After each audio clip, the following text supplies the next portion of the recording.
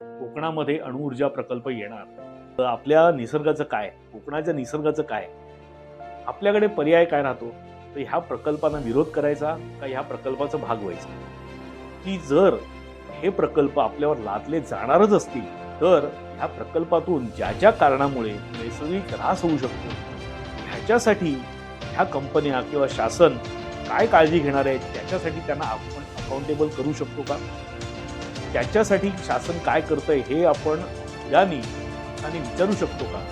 आणि त्याच्याही पुढे जाऊन जर हे प्रकल्प आले तर हा जो काही ह्या प्रकल्पातून येणारा मोठ्या प्रमाणात गुंतवणूक जी महाराष्ट्रामध्ये किंवा विशेषतः कोकणामध्ये येणार आहे त्याच्यात माझ्या कोकणी माणसाचा सहभाग काय आहे? तर जर आपण ह्याच्यात सहभाग घेतला नाही तर हा सहभाग घेणारे ते परप्रांतीय ते मोठ्या प्रमाणामध्ये, लक्षात घ्या, एवढ्या मोठ्या प्रमाणामध्ये काही कायमस्वरूपी तर काही तात्पुरते परप्रांतीय कोकणामध्ये येणार आहेत. हा नमस्कार मित्रांनो. 2 दिवसापूर्वी एक बातमी आली आणि आपण जे कोणी लोक कोकणावरती प्रेम करतो, त्या सगळ्यांना पुन्हा एक चर्चेला विषय सुरू झाला. कोकणामध्ये अणुऊर्जा प्रकल्प येणार. मित्रांनो, 3 दिवसापूर्वी बातमी आली आणि जी चर्चा सुरू झाली त्याचा अनुभव आम्हाला येत असतो रोज, कारण आम्ही जे काही ॲड करतो त्यावरती ज्या कमेंट्स येतात किंवा माझी वेगवेगळी जी पेजेस आहेत, कोकण मंतवा हे जे आपलं पेज आहे त्याच्यावरही बऱ्याच कमेंट्स मला येत असतात. तर हा जो विषय आहे, हा धरून माझं जे काही मत आहे, ते मांडण्यासाठी मी हा व्हिडिओ करतोय. कदाचित तुम्हाला हे मत पटेल अथवा नाही पटणार. तर तुमचं काहीतरी वेगळं मत असेल. पण तरी जरी असलं तरी हा व्हिडिओ शेवटपर्यंत पहा आणि जर तुम्हाला मत पटत असेल, तर त्यावर पॉझिटिव्ह कमेंट करा आणि जर पटत नसेल, तर तुमचा त्याच्यावरचा काय टेक आहे, ते देखील सांगायला विसरू नका. तर मित्रांनो, 2 दिवसापूर्वी महाराष्ट्र शासनाने सामंजस्य करार केले. 3 महत्त्वाचे सामंजस्य करार मुख्यत्वे करून कोकणामध्ये अणुऊर्जा प्रकल्पासाठी एक करार होते. एक जो करार जो होता तो रिलायन्स इंडस्ट्री सोबत होता. एक जो करार होता तो एन-टी-पी-सी सोबत होता आणि एक करार बारसूचा जो आपला अणुऊर्जा प्रकल्प एवढ्या वर्षापासून पेंडिंग होता, तो एक करार होता.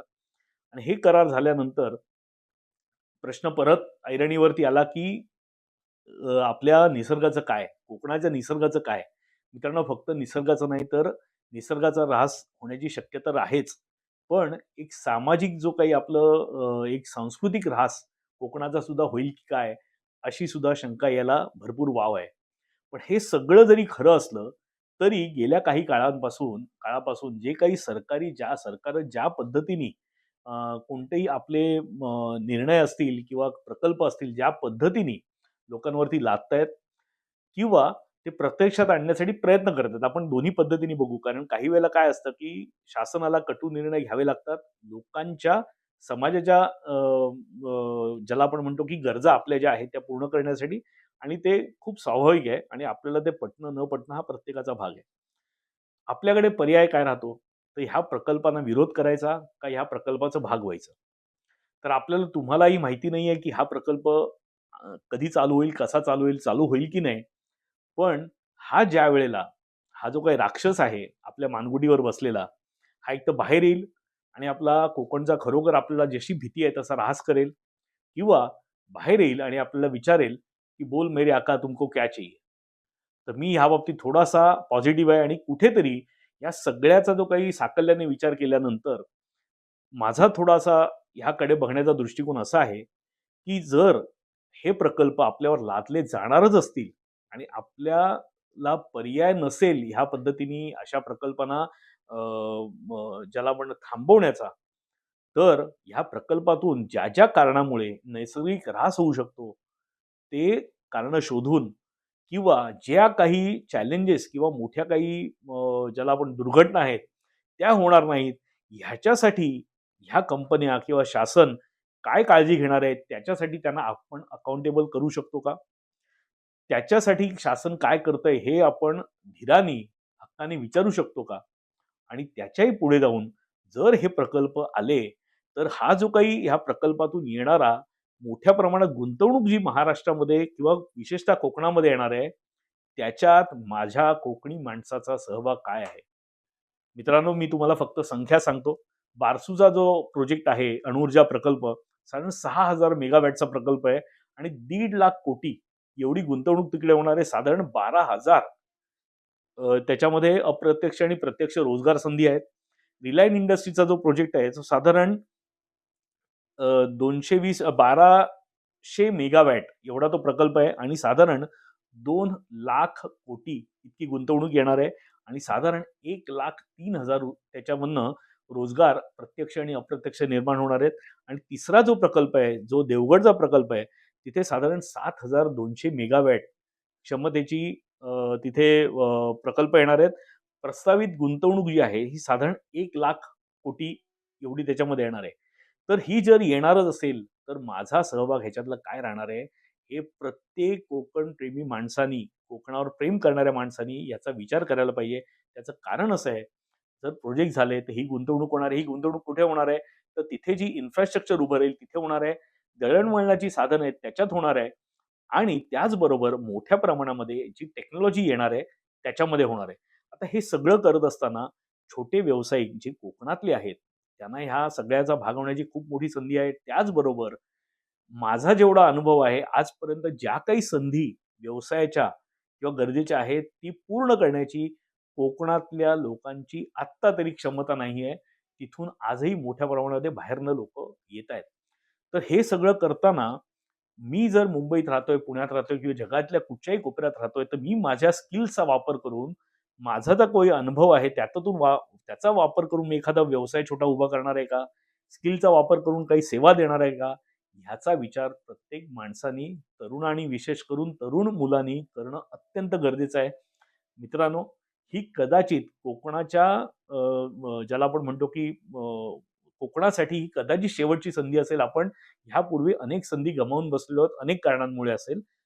ही एक शेवटची संधी आहे असं म्हणायला हरकत नाही. त्याची कारणं मी सांगतो. ज्यावेळेला ही मोठ्या प्रमाणात पैसे येतायत, त्यानंतर जर आपण ह्याच्यात सहभाग घेतला नाही, तर हा सहभाग घेणारे ते परप्रांतीय, ते मोठ्या प्रमाणामध्ये लक्षात घ्या, एवढ्या मोठ्या प्रमाणामध्ये काही कायमस्वरूपी, तर काही तात्पुरते परप्रांतीय कोकणामध्ये येणार आहेत. हा फक्त आपला नैसर्गिक ऱ्हास या प्रोजेक्टमुळे होणार नाहीये, तर एक प्रकारे सांस्कृतिक ऱ्हास सुद्धा होण्याची शक्यता त्याच्यामुळे जास्त आहे.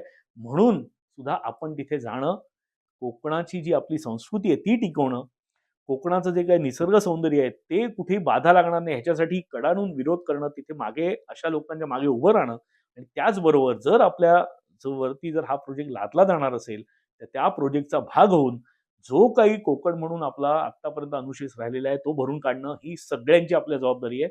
याचा खूप नीट तुम्ही विचार करा आणि शक्यता असंख्य आहेत.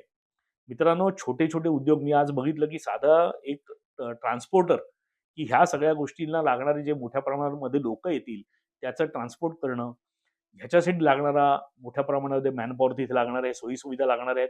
ह्या लोकांच्या राहण्यासाठी मोठ्या प्रमाणामध्ये हॉटेलच्या सुविधा लागणार आहेत. ह्या सगळ्या डेव्हलपमेंटमध्ये जे काही कन्स्ट्रक्शनची कामं होतील, फॅब्रिकेशनची कामं होतील किंवा ह्याच्या उभारणीसाठी लागणारा जो काही काम होईल, हे सगळ्यासाठी करण्यासाठी व्यावसायिक, छोटे-मोठे व्यावसायिक कारण हे जे काही मोठे व्यावसायिक असतात, ते अशा छोट्या व्यावसायिकांना घेऊनच हे काम करत असतात आणि आजही आम्ही तर इतकं तुटपुंज काम करतोय तरीही आज आम्हाला माणसं कमी पडत नाही. तर विचार करा, एवढे जेव्हा मोठे प्रोजेक्ट येतील त्यावेळेला तिथे गरजा किती निर्माण होणार आहेत आणि त्यानंतर ज्यावेळेला हे साधारण 1,00,000, 12,000 आणि जवळ-जवळ 2,50,000-3 लाख रोजगार तिथे आपण म्हणतोय तयार होतील. तिथे आपले जे कोणी तरुण आहेत, ते कशा पद्धतीने भाग घेणार आहेत त्याचा विचार आपण आत्तापासून करणं अत्यंत गरजेचं आहे. दोन्ही बाजूनी अशा जेव्हा समोर येतील आपल्या गोष्टी, काही प्रमाणामध्ये काळजी घेणं आणि काही प्रमाणामध्ये धीराने सामोरं जाऊन ह्यासाठी आपला हक्क मागणं, हे आपल्या सगळ्यांचं कर्तव्य आहे. कदाचित मी म्हणतो तशी शेवटची संधी आहे. मित्रांनो, शहरांमधलं राहणं आज अत्यंत कठीण झालेलं आहे. तिथे जाऊन आपण अशा पद्धतीने व्यवसाय, रोजगार करून एक छान वर्क लाईफ बॅलन्स तिथे सांभाळू शकतो.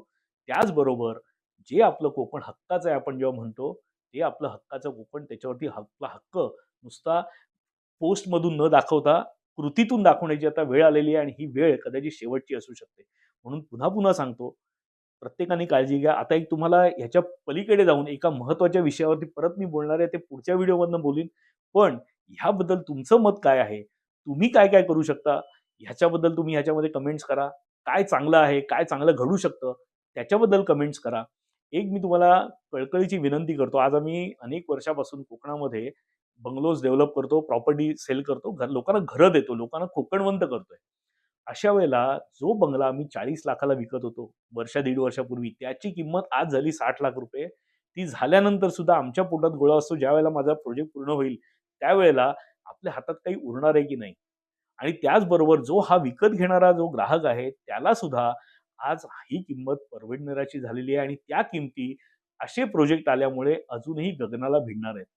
तर लक्षात घ्या, जमिनीच्या किमती आज ज्या द मोमेंट ह्या प्रोजेक्ट झाल्यानंतर मोठ्या प्रमाणामध्ये परप्रांतीय असतील, प्रांतीय असतील, ज्यांच्याकडे आज पैसे आहेत, ते आज मोठ्या प्रमाणामध्ये जागांच्या किमती वाढण्याच्या अगोदर त्याचा फायदा घ्यायला सुरुवात करतील. हा जो रश आहे, तो आम्ही 2012 मध्ये पण पाहिलेला आहे, 2016 मध्ये पण पाहिलेला आहे. ह्याची काळजी तुम्ही सगळ्यांनी घ्या. जशा जागांच्या किमती वाढतील, त्यानंतर बऱ्याच किमती इतरही वाढणार आहेत. त्याचबरोबर आज जे काही जागतिक संकट आहे, त्याच्यामुळे जे काही भाव वाढलेले आहेत, त्याच्यामुळे सगळ्या मॅन्युफॅक्चरर्सनी आपल्या किमती 20-20% वाढवलेल्या आहेत. त्यामुळे आणि त्या वाढलेल्या किमती कधीही परत करत नाहीत, हे लक्षात घ्या तुम्ही. आणि त्यानंतर आपलं जो खैसा माझा कायम मला जे वाटतं, की मला परवडत नाहीये, आज मला परवडत नाहीये, ते तुम्हाला अजून 6 महिने थांबलात, अजून वर्षभर राहिलात, तर कदाचित हे स्वप्न तुमचं स्वप्नच राहील. तुम्ही जर विचार करत असाल कोणत्याही प्रकारची गुंतवणूक करण्याचा, ताबडतोब निर्णय घ्या. योग्य प्रोजेक्ट निवडा. प्रोजेक्ट असं नाही, तुम्हाला जिथे गुंतवणूक करता येईल तिथे गुंतवणूक करून ठेवा. खूप चांगली संधी आहे त्या बाबतीत म्हणायला गेलं तर. आणि काळजी पण कारण आहे. एक महत्त्वाच्या विषयावरती मी पुन्हा एकदा बोलणार आहे.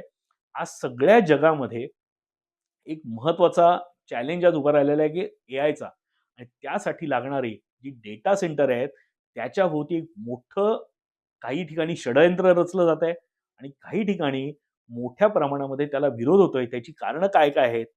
हे उद्योग आल्यानंतर आपल्यासमोर अशा पद्धतीचं अजून एक चौथं डेटा सेंटरच्या नावाने असून काहीतरी वेगळं नाव, ग्लोरिफाईड नाव टाकून एखादं प्रोजेक्ट आपल्याला लादलं जाणार आहे का कोकणावरती? हे पुढचं संकट आहे आणि त्याच्यावरती मी वेगळा व्हिडिओ करीन थोडासा अभ्यास करून आणि त्याच्यावरती तुमच्याशी मी सविस्तर बोलीन. पण हा एक मोठा चॅलेंज ज्याच्यात जगभर ज्याच्यातनं मोठ्या प्रमाणामध्ये विरोध होतोय डेटा सेंटर्स ह्या एकूण त्याच्या रचनेला आणि त्याच्या उभारणीला आणि त्याच्यासाठी मोठे-मोठे जे व्यावसायिक आहेत ते प्रयत्नशील आहेत. जिथे पाणी मोठ्या प्रमाणामध्ये आहे, जे कोकणामध्ये ज्याला मोठा समुद्रकिनारा लाभलेला आहे, अशा ठिकाणी हे मुबलक आहे आणि ही अशा पद्धतीने आपल्या ह्या प्रोजेक्टच्या नंतर ही एक मोठी आपल्याला एक ज्याला आपण म्हणतो चॅलेंजला कदाचित सामोरं जाऊ शकतं. माझं म्हणणं कदाचित चुकीचंही असेल, पण ती शक्यता टाळता येत नाही. त्याच्यावर मी वेगळा व्हिडिओ बनवीन. पण जो काय मी काही तुमच्याशी बोलतोय, त्याचा विचार करा. तुमचा जो काही हक्क आहे, तो अधोरेखित करा. तुमचा प्लॅन नक्की करा. तुमचं एकतरी स्किल डेव्हलप करा. उद्योग व्यवसाय जर मुंबईत करत असाल, तर त्याचा काही भाग का होईना, त्याच्यामध्ये कोकणामध्ये डेव्हलपमेंट सुरू करा. तिकडे कामं करायला सुरुवात करा. जर इथे तुम्ही एक ₹100 चा तुमचा टर्नओव्हर असेल, तर एक 10% ₹10 चा टर्नओव्हर का होईना तुम्ही कोकणातनं करता येईल का? तिथे एक माझी छोटीशी व्यावसायिक आर्म तिथे उभं करता येईल का? तिथे लोकांना ठेवून मला काही कामाची आत्तापासून सुरुवात करता येईल का? ह्याचा आत्तापासून विचार करा. लवकरात लवकर निर्णय घ्या आणि कोकणवंत व्हा. We're all fading.